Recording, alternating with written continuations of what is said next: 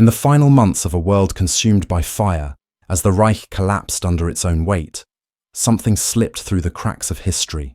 Convoys that never appeared in military records, radio signals that shouldn't have existed, scientists who vanished without a trace. Across continents, whispers of hidden archives, sealed vaults, and erased missions persisted long after the guns fell silent. The war may have ended in 1945, but the secrets it left behind, buried in the shadows of Berlin, the snows of Siberia, and the laboratories of the West, continued to shape the next half-century. What follows are the fragments, the unclassified remains of what governments swore never happened. Chapter 1: Operation Eclipse and the Vanished Convoy. On April 27, 1945, less than 48 hours before Hitler's reported suicide, a convoy of 6 trucks and 2 armoured half-tracks left Salzburg under the protection of the 3rd SS, Panzergrenadierdivision Totenkopf.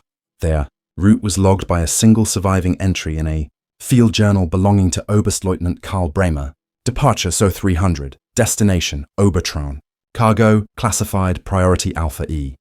The convoy never reached its destination. No wreckage was reported by Allied air reconnaissance. No survivors were found. For decades, Operation Eclipse remained a rumour, a whispered tale among surviving Wehrmacht veterans and intelligence officers who claimed that something of immense scientific and political importance had vanished with it.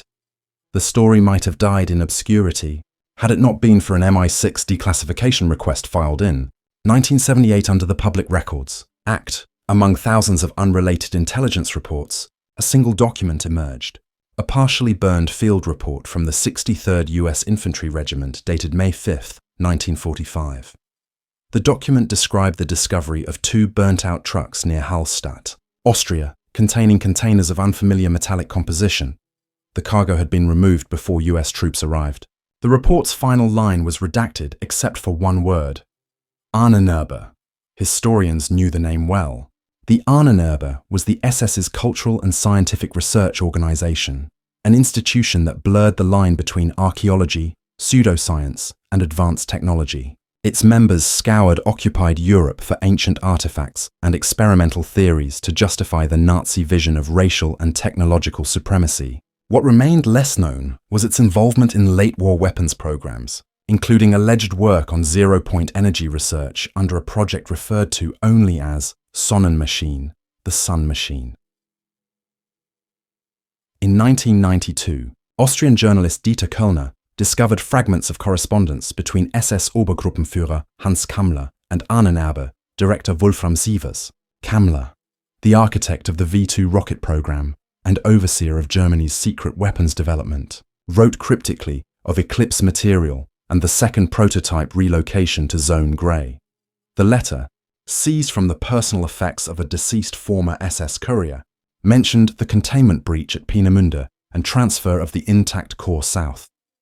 Researchers now believe Zone Grey referred to an alpine stronghold near Ebensee, later discovered to house parts of the Bergkristall underground complex, where jet engines and rockets were produced under forced labour conditions. In 2001, an excavation team working near Obertraun uncovered remnants of an overturned military vehicle buried under decades of soil.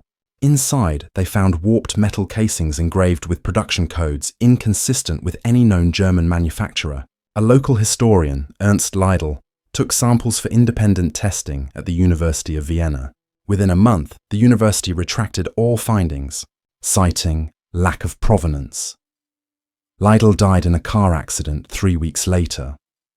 American archival researchers investigating the event stumbled upon cross-references in captured German communications tagged as Eclipse X.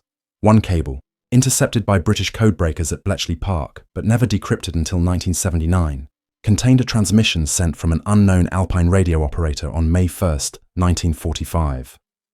Convoy secured, containment stable, awaiting northern extraction. The transmission was traced to a valley near Bad Aussee, a mere 12 kilometers from the so-called Alpine Fortress, where Nazi leadership planned to stage a last defense. Yet no record of any extraction exists, and no Allied patrols reported unusual air activity over the area that night.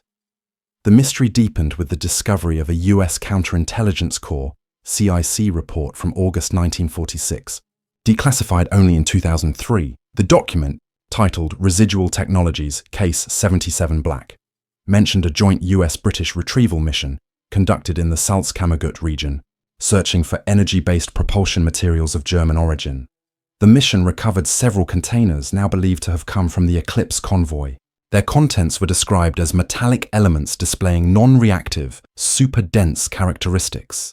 Though no photographs survive, the containers were shipped to Fort Detrick under the pretext of biological material containment and later reclassified under a new file, U.S. Army Technical Command, Exotic Alloys, reference 1946-142-C. Eyewitness accounts from local villagers complicate the narrative further. Elderly residents of Hallstatt and Obertraun reported seeing columns of smoke and military trucks moving through the mountain passes days after Germany's official surrender. One villager, Hilda Weiss, later recalled that the soldiers spoke little, carried no insignia, and guarded their cargo with rifles drawn even at rest. Her testimony, recorded in 1967, was quietly stored in the Bundesarchiv without public release until 2015. Speculation about what the convoy carried has never ceased. Some historians suggest it transported looted art from the Kunstschutz division, destined for the mythical Alpine Führer Depot. Others argue it contained scientific prototypes, perhaps early models of the rumoured Die Glocke gravity device, though no credible evidence ties Eclipse to such legends. A smaller circle of researchers, however, point to the phrase Sonnenmaschine, repeatedly mentioned in surviving documents, suggesting it referred to an experimental reactor or energy converter developed under Kammler's direct supervision at Thuringia's Jonastal complex. Allied interrogations of captured German scientists repeatedly mention Kammler's obsession with a power beyond uranium. By 1952, NATO intelligence had compiled a classified review titled Post-War Asset Recovery, Eclipse Annex. The report concluded that several German transport operations between April 25 and May 5, 1945, were designed to move sensitive material and personnel to secure areas for possible negotiation with Allied forces. Yet, unlike other documented transfers, the Eclipse operation displayed no communication with Berlin or known SS command. It seemed self-contained, operating under direct orders from Kammler's secretive Entwicklungsstelle für Sonderprojekte, the Development Office for Special Projects. What happened to Kammler himself remains one of the great mysteries of the war. Officially declared dead by suicide in May 1945, his body was never recovered. Declassified US files from Operation Paperclip include unverified sightings of a man matching his description near Prague and later in Argentina. If Kammler did survive, he would have possessed intimate knowledge of Eclipse and its cargo. No existing documentation connects him directly, yet his initials appear in a coded telegram dated May 3, 1945, retrieved from the destroyed German High Command Communications Center in Zossen. Proceed south. Package critical. Final light through the mountains. HK. To this day, the sealed NATO Annex 77 Black remains inaccessible, even to researchers with high clearance. Requests to unseal the file have been denied under the pretext of ongoing national security concerns. Theories abound that fragments of the Eclipse cargo contributed to Cold War propulsion. Experiments or experimental radar materials tested at classified US sites. Others maintain that the entire operation was a cover to smuggle Nazi officials to safety. The mountains of Austria still hold their silence. Beneath layers of rock and secrecy, the traces of a lost convoy remain undisturbed, marked only by the faint scars of forgotten roads and the echo of machinery that once carried a nation's last secret.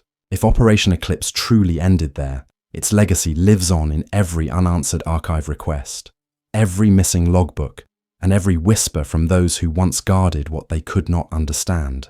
The war ended for the world in 1945, but for those who followed Eclipse, it never really did. Chapter 2. The Siberian Listening Post Conspiracy. In the winter of 1952, the Soviet Union launched one of its most isolated and secretive intelligence installations. Hidden within the frozen wastes of Yakutia, some 400 kilometers north of Yakutsk, construction began on a project officially registered as Object 79R. The official purpose was meteorological, to measure atmospheric ionization and upper-air radio propagation. In reality, it was a covert listening post under the authority of the GRU, tasked with intercepting NATO's long-range communications across the Arctic Circle. Personnel were handpicked from radio intelligence units that had served during the war, veterans of German signal decryption operations in Königsberg and Smolensk. The outpost's existence was known only to a handful of senior officials in Moscow. The facility came online on March 3, 1953. The commanding officer, Major Viktor Sokolov, kept a meticulous logbook, portions of which survived the decades of censorship. His entries were typical for such an installation: reports of radio calibration, auroral interference, and routine transmissions intercepted from US Air Force bases in Greenland. Then, in the entry dated April 14th, Sokolov wrote, "Unidentified signal burst detected. Origin impossible to triangulate. Frequency outside normal atmospheric range. Requesting Moscow analysis." That notation was underlined 3 times in red pencil. Over the next 2 weeks, the same bursts continued to appear, occurring nightly at 100 local time, lasting exactly 3 minutes and 44 seconds. The transmission source appeared to move, first registering near the Kara Sea, then shifting toward the Laptov coast, and finally disappearing altogether. Analysts concluded it was either an atmospheric reflection or a Western test of signal masking. But on May 2nd, a full message came through. A short series of coded numbers followed by a phrase broadcast in German. Nordlicht erwacht. The words translated simply to Northern Light awakens. At the time, Soviet intelligence was acutely aware of post-war German technology escaping into Western hands. The message triggered alarm at the GRU's technical directorate, leading to the dispatch of a cipher expert, Captain Ilya Reznikov, to Object 79R. His subsequent report, later found in declassified GRU archives, described non-human modulation patterns, suggesting the signal may not have been created by standard voice encoding equipment. The base's receivers, modified from captured Wehrmacht models, began to register harmonic distortions that did not conform to atmospheric noise. In his last known entry, dated May 15th, Major Sokolov wrote, "The signal is stronger, source now consistent, depth unknown, personnel showing signs of agitation, nightmares, insomnia, requesting immediate rotation." 4 days later, contact with Object 79R ceased entirely. No distress signal, no last transmission, only silence. On June 3rd, a recovery unit from the 9th Engineering Battalion arrived at the coordinates. The post stood deserted, power systems offline, meals left unfinished on tables. The radio mast remained functional, transmitting the same 3-minute code loop every night at 100 hours, repeating the sequence followed by the now infamous phrase. The Soviet Ministry of Defense launched a classified investigation under Directive Zima 12. Reports from this investigation remained sealed for decades, but fragments leaked after 1989. According to those files, investigators found no evidence of struggle, but noted extensive electromagnetic damage to the equipment, burnt circuits, fused copper wires, and unexplained heat scarring. The power generator, a German-made Siemens diesel unit, had melted internally without combustion. 2 miles north of the station, search teams discovered footprints in the snow leading into the tundra, ending abruptly in an open clearing where no tracks returned. The case might have faded into myth were it not for a 1961 CIA signal intelligence memo referencing anomalous Soviet activity in Yakutia. American analysts had intercepted fragments of the same frequency bursts from Alaska's DU line stations. The memo classified the incident under polar intercept phenomena, with a handwritten note in the margin, possibly German origin, 1944 U-boat transmission pattern. This note linked back to decrypted Kriegsmarine communications from late 1944, describing a submarine, U-547, tasked with special signal relay operations under Nordlicht Command. The submarine was declared lost in the North Atlantic that December. By 1963, the Soviet government officially declared the Yakutia post destroyed due to extreme weather exposure. However, internal correspondence between GRU officials indicated that the location was intentionally erased from state maps. The site's coordinates were redesignated as a non-access region. An engineer involved in the cleanup, Leonid Kavarin, later testified in a private interview with journalist Andrei Polikov that the snow glowed faintly blue for days after the last transmission. His claim was dismissed as post-traumatic delusion, but Polikov's recording of that interview disappeared shortly after his death in 1987. During the 1970s, as détente thawed relations between East and West, the story resurfaced in obscure Soviet scientific journals, discussing atmospheric anomalies and unexplained radio harmonics. One paper by Dr. Alexei Bukhanov made veiled references to post-war German signal architectures embedded in subarctic reflection layers. The article was withdrawn before publication, and Bukhanov was reassigned to a research facility in Novosibirsk. He died within a year. When the Soviet Union collapsed, a trove of partially classified GRU and KGB documents became accessible to Western researchers. Among them were faded photographs of Object 79R, a snow-buried prefabricated outpost, antenna masts leaning under ice, and a single surviving transmission log. The final entry, recorded automatically by a backup receiver, bore the timestamp ZO6 11/1958. The post had supposedly been abandoned for 6 years by then. Western intelligence agencies took renewed interest. In 1991, a team of Canadian and Russian researchers conducted an expedition to the original coordinates. Satellite imaging confirmed faint ground depressions consistent with man-made structures. Yet when they arrived, the site was empty, no trace of foundations, debris, or equipment. Their Geiger counters registered brief spikes of radiation that vanished within seconds. One of the expedition members, radio technician Michael Grant, captured a shortwave signal at 0100 local time on his portable receiver. The recording lasted under a minute but contained the same German phrase, distorted by static, Nordlicht, erwacht. When questioned years later, Grant described the sound as mechanical, like a human voice imitated by a machine. The recording was analysed by the University of Toronto's acoustic lab, but its frequency spectrum showed impossible harmonics, tones below measurable human thresholds. Within months, the equipment used in the analysis malfunctioned, its data inexplicably wiped. To this day, Nordlicht remains an unresolved case in Soviet and Western archives alike. Officially, the incident is attributed to a combination of auroral interference and Cold War paranoia. Unofficially, researchers note that the 1952 signal burst frequency matches the operating band of the German Enigma-modified naval transmitters, specifically those used for long-range encrypted communication aboard U-boats. The possibility that such a vessel continued transmitting years after the war was considered absurd, yet no other explanation fits the evidence. In 2014, during digitization of GRU archives, a forgotten film reel labeled Yakutsk 1952 Recovery was rediscovered. The degraded footage shows Soviet soldiers surveying a snowfield at night. In the distance, an antenna flashes with faint light, its cables humming audibly on the recording.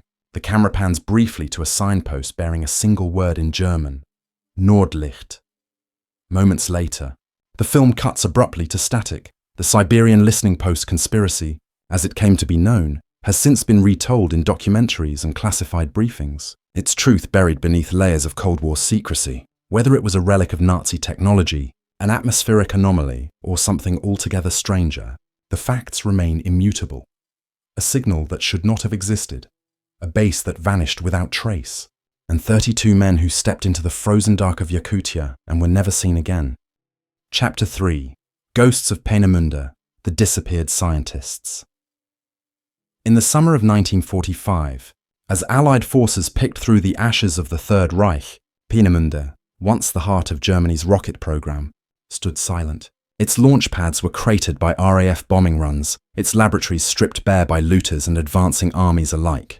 Yet deep beneath the shattered concrete, buried in the archives of the Reich's most advanced weapons facility, there lingered a mystery that would outlast the war itself. Among the hundreds of scientists captured and relocated under Operation Paperclip, 43 engineers from the Vergeltungswaffe X division simply disappeared from the record.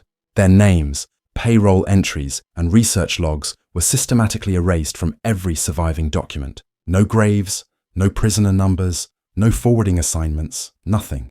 They had ceased to exist. Declassified American documents reveal that the OSS and later the newly formed CIA were aware of these absences by early 1946. An internal memorandum dated February 9, 1946, reads, "Of the 312 Peenemünde personnel identified for transfer, 43 remain unaccounted for. Possible Soviet capture suspected, though no corroboration. The Soviet NKVD, in turn, denied possessing such prisoners. Both sides quietly dropped the issue, but in 1961, a CIA field report originating from Buenos Aires reignited the case. The agent, codenamed Falcon 3, described aerial photographs of a remote installation in Patagonia showing launch structures consistent with Peenemünde Type A designs. The location was labeled in intelligence summaries as Facility Bergstrom. The Zacca installation lay near Lago San Martin, in a barren stretch of Argentine wilderness long rumoured to shelter fugitive German officers. Local witnesses spoke of Germans with pale eyes arriving in the early 1950s, building prefabricated structures and importing equipment through private shipping channels once linked to the Kriegsmarine. The construction company, listed on Argentine government permits, Compañía de Desarrollo del Sur, was later traced to a defunct shell corporation registered in Hamburg in 1944. The signature on its founding charter belonged to Dr. Hans Gerhardt. One of the missing 43 photographs from the CIA's U-2 reconnaissance overflights in 1962 showed 3 launch pads, 2 service towers, and what appeared to be a long, narrow tunnel carved into a nearby cliff face. Infrared imaging detected residual heat sources underground, suggesting the presence of operational machinery. US analysts speculated that Bergstrom was testing short-range rocket propulsion systems derived from wartime German schematics. One report even proposed a connection to Project Mercury's development of liquid-fueled boosters. Officially, the CIA dismissed these claims as coincidental technological convergence. Unofficially, they placed the site under long-term surveillance. Argentine government archives, opened briefly after the fall of the military junta in 1983, revealed limited correspondence between Bergstrom representatives and officials in Buenos Aires. A document dated April 14, 1954, authorized controlled atmospheric tests in the Patagonia interior, signed by then Minister of Defense General Franklin Lucero. 2 months later, Chilean fishermen along the southern border reported columns of flame rising into the clouds and sonic booms echoing across the Andes. The events never reached international news, though US embassy cables noted them with concern. An intercepted message from the Argentine Air Force to its Ministry of the Interior warned, "Foreign observers must not access San Martin sector. Security level 4. The message was classified under codename VX. That codename reappears throughout the fragmentary documentation that survives. In 1947, a single encrypted telegram was transmitted from a Munich relay station to an unknown recipient in South America. The message, decoded only in 1992, contained the chilling line, "The project continues. The sky remembers. VX." It was the only communication ever linked directly to the missing Peenemünde scientists. Linguistic analysis of its structure matched the phrasing style of Dr. Gerhardt, suggesting he may have been its author or its intended audience.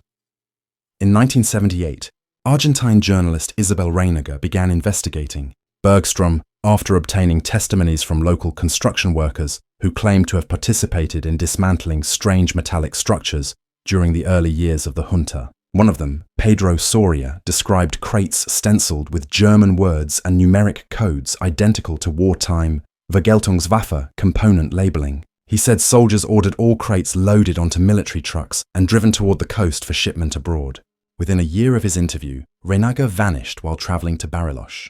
Her notes were never recovered. In 1989, an anonymous package was delivered to the West German embassy in Buenos Aires.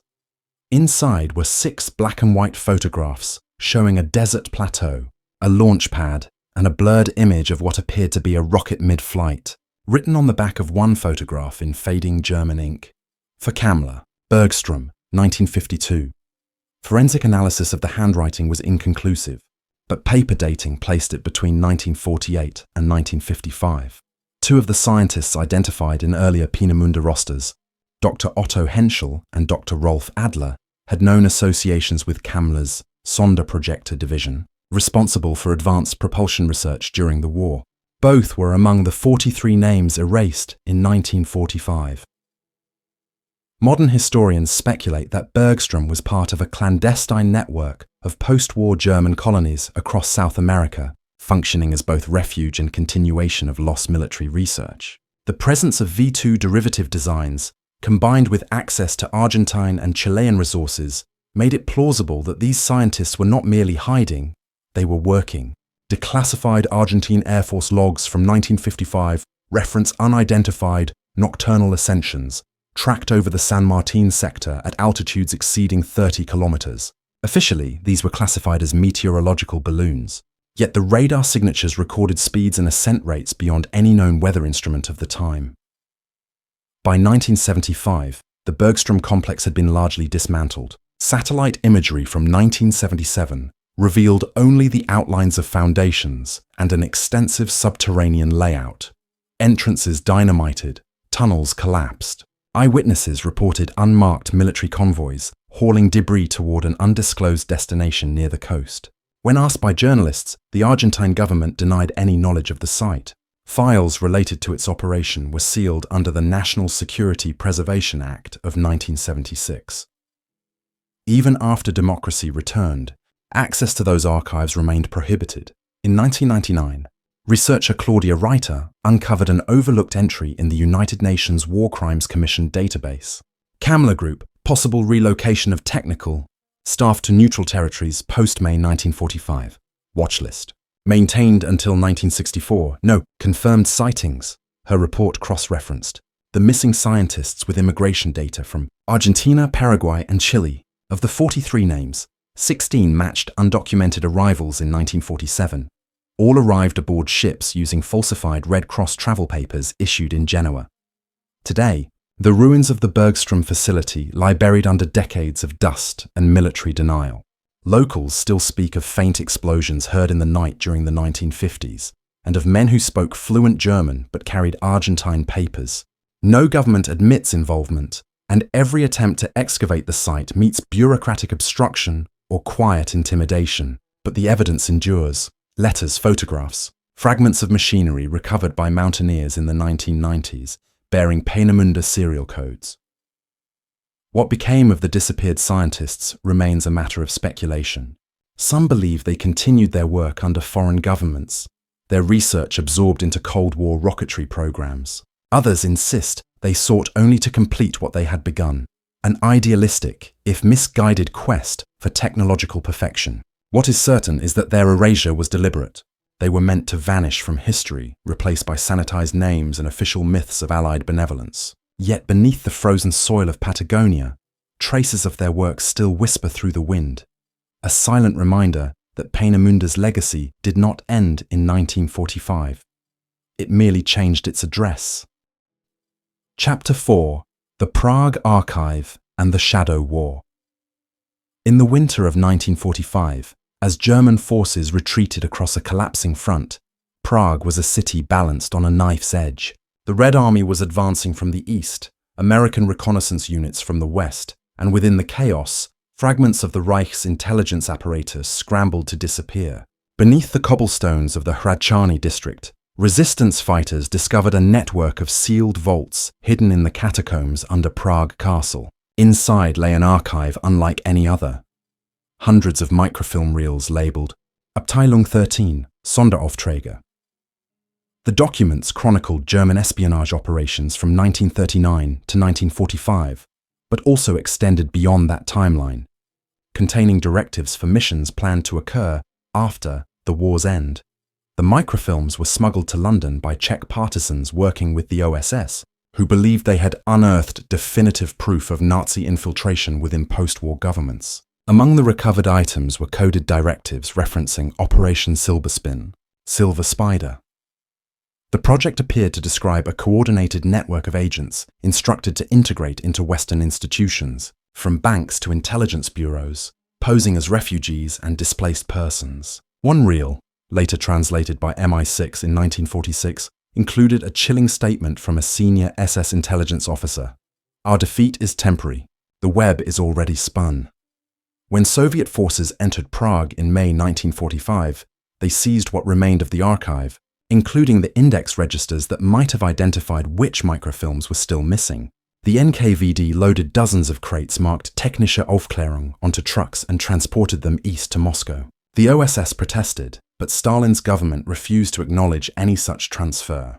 The surviving Western-held reels were catalogued under British intelligence's Czech Asset Recovery Dossier, Card 471. However, half of the films were unreadable, chemically degraded, possibly sabotaged. Those that survived revealed only fragments, names, code names, coordinates, and references to clandestine meetings that had already occurred in Switzerland, Spain and Argentina. In 1968, during the Prague Spring, a Czech historian named Dr. Pavel Hanzek attempted to locate the rumoured missing half of the archive.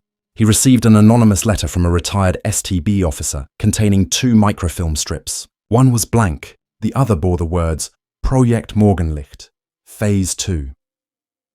The phrase did not correspond to any known German operation, but it recurred in Soviet counterintelligence files declassified after 1991.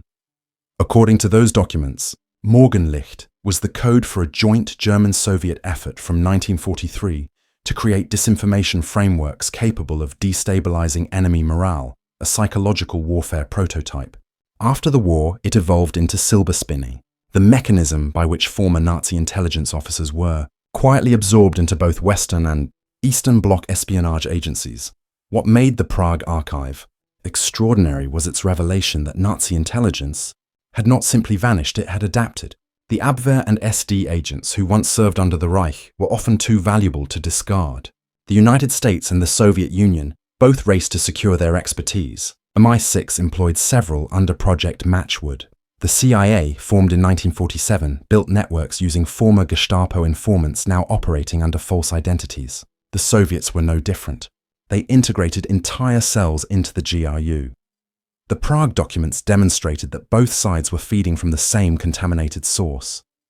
A 1972 debriefing of an East German defector, codenamed Lynx, described the continuing influence of silberspin. He claimed the operation persisted through front organizations posing as cultural associations, import-export companies, and post-war scientific institutes. They called themselves the archive's children, he told interrogators in Munich. Their purpose was to ensure that no one ever opened the Prague files again. His statements were dismissed at the time as paranoid, but 20 years later, declassified CIA cables corroborated the existence of at least 3 companies in West Germany linked to known wartime intelligence officers. Throughout the 1980s, whispers of the Prague archive's existence circulated among academic researchers and journalists. When the Soviet Union began to unravel, hopes rose that the archive's lost half might surface. In 1992, a cache of documents was discovered in a KGB depot outside Moscow. The crates bore the markings A13 Sonderaufträge. Inside, archivists found thousands of microfilm spools sealed in wax. Most were severely degraded, but a few were legible, including one that appeared to be a German-Russian memorandum dated March 1946. The memo outlined continuation activities between former German agents and newly formed Soviet intelligence liaisons. The signature at the bottom belonged to an NKVD colonel, later identified as Vasily Blokhin, the infamous executioner responsible for Katyn. That single find confirmed the archive's enduring relevance. It proved that elements of Nazi intelligence had been actively incorporated into the Soviet system, just as their Western counterparts had absorbed others. The ideological divide of the Cold War had been built, in part, upon shared ghosts of the same machinery. The more both sides sought to conceal it, the deeper the mystery became. Dr. Hanzek's research in the 1990s unearthed references to a black section within the archive, an annex allegedly detailing unacknowledged post-war operations. The section contained records of espionage against Allied governments conducted between 1946 and 1951, years after the Reich's collapse. Among them were outlines of Operation Nachtfalter, a psychological campaign aimed at fostering anti-communist hysteria in Western Europe. The operation used forged Soviet documents and staged radio broadcasts to manipulate public perception. Hanzek's last recorded lecture in 1998 ended with these words: "If the Prague archive is ever fully opened, the history of post-war Europe will have to be rewritten." He died 3 weeks later in an unexplained fire that consumed his flat and all surviving research notes. Today, what remains of the archive is fragmented across multiple nations. The British National Archives hold 10 reels marked Card 471B, sealed until 2045. Russia retains the majority under FSB custody. The Czech National Museum displays a single reel fragment labeled S13 Final Memorandum, which simply reads, "The war does not end. It changes its uniform." The phrase appears again in a declassified CIA memo from 1958, suggesting that Western analysts were aware of its significance. Some historians believe the message referred to the transformation of ideological warfare into propaganda and economic manipulation, the very forces that defined the Cold War. Whether by design or consequence, the Prague archive blurred the moral lines of victory. The intelligence war that followed World War II was built upon the expertise of those who had mastered deceit under the Reich. Every modern intelligence apparatus carries their fingerprints, faint but indelible. The Prague archive is less a relic of the Nazi regime than a mirror reflecting the uncomfortable truth. The shadow war that began in 1939 never ended. It merely shifted hands, passed from one empire to another, its threads woven so deep into the machinery of global politics that to pull them free would unravel the very fabric of the post-war order. Chapter 5. Project Cauldron, Britain's Forgotten Experiment. In the wake of World War II, fear became its own weapon. The atomic age had dawned, yet Britain, weakened and cautious, sought new ways to maintain parity with the emerging superpowers. Between 1953 and 1955, a covert operation unfolded in the North Atlantic, a classified experiment that would later come to be known, in whispers, as Project Cauldron. Officially described as a series of naval field tests, it was in fact one of the most ambitious biological warfare trials ever conducted on British soil. Hidden beneath layers of secrecy, the project was conceived by the Ministry of Defence in collaboration with Porton Down, the United Kingdom's top-secret chemical and biological research establishment. Documents unearthed decades later revealed that the operation was codenamed Defensive Research Programme 52-4. Its stated aim, to assess Britain's vulnerability to a potential Soviet bioweapon attack. In reality, the program sought to determine how effectively weaponized pathogens could spread across maritime environments and coastal towns. The tests were carried out from a naval vessel, the HMS Ben Lomond, operating off the coast of the Isle of Lewis in Scotland.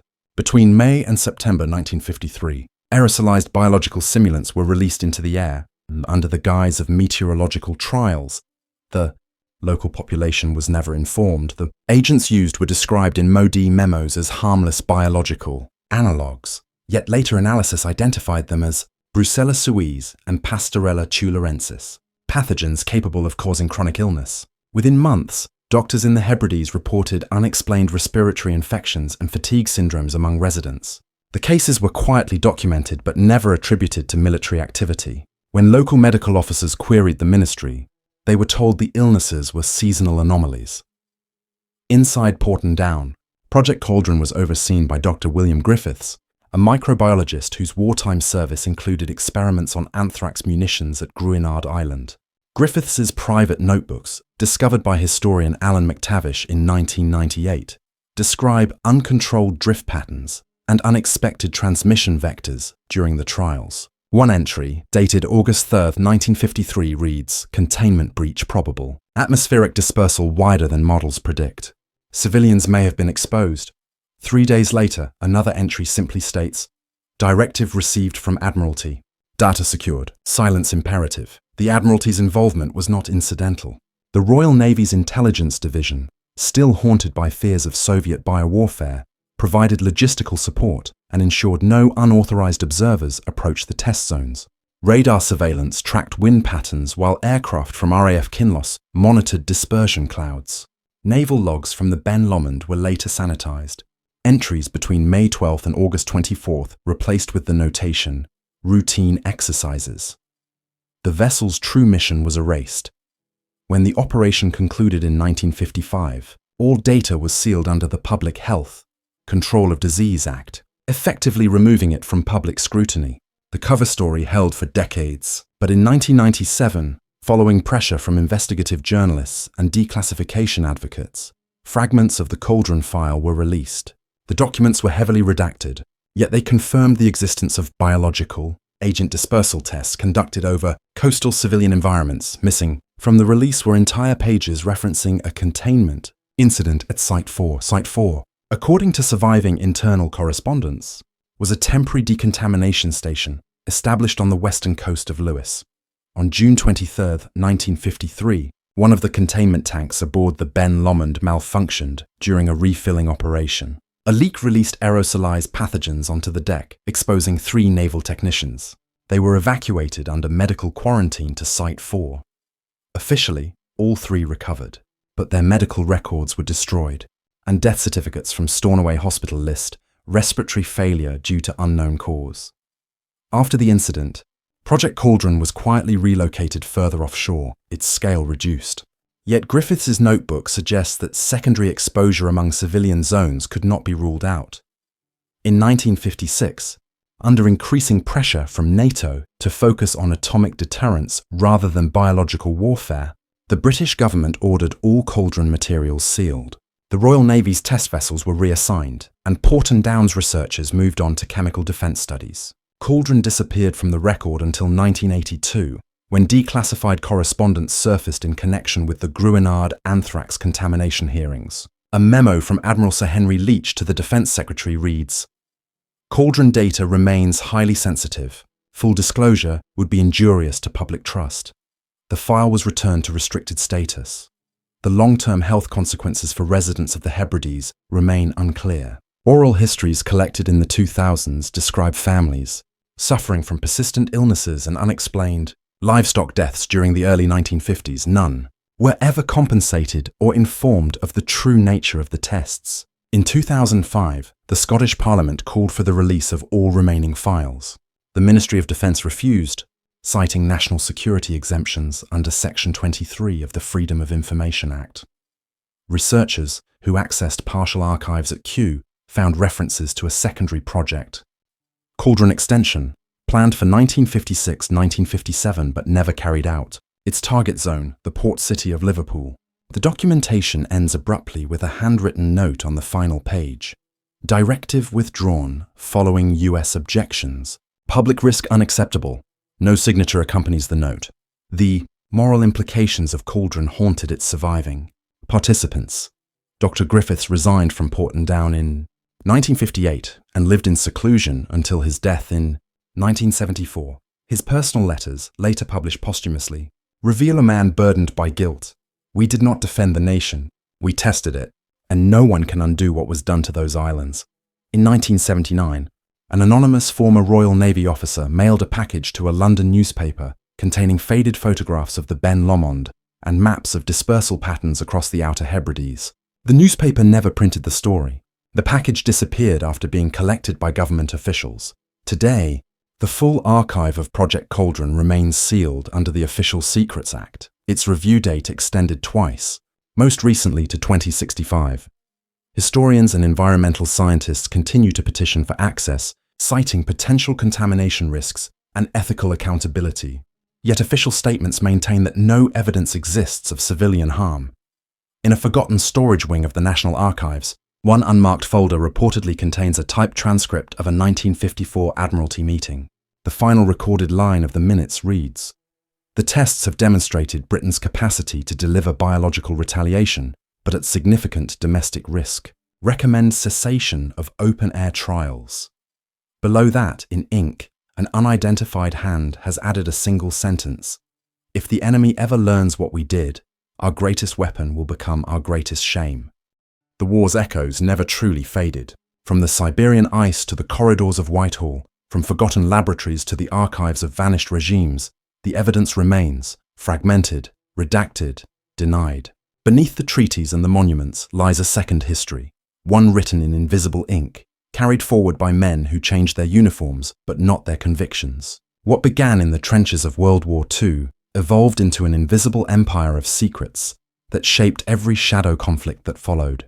Perhaps one day, when the final files are opened and the last black bar is lifted, we will learn how much of the world we inherited was built not from peace, but from the remnants of war.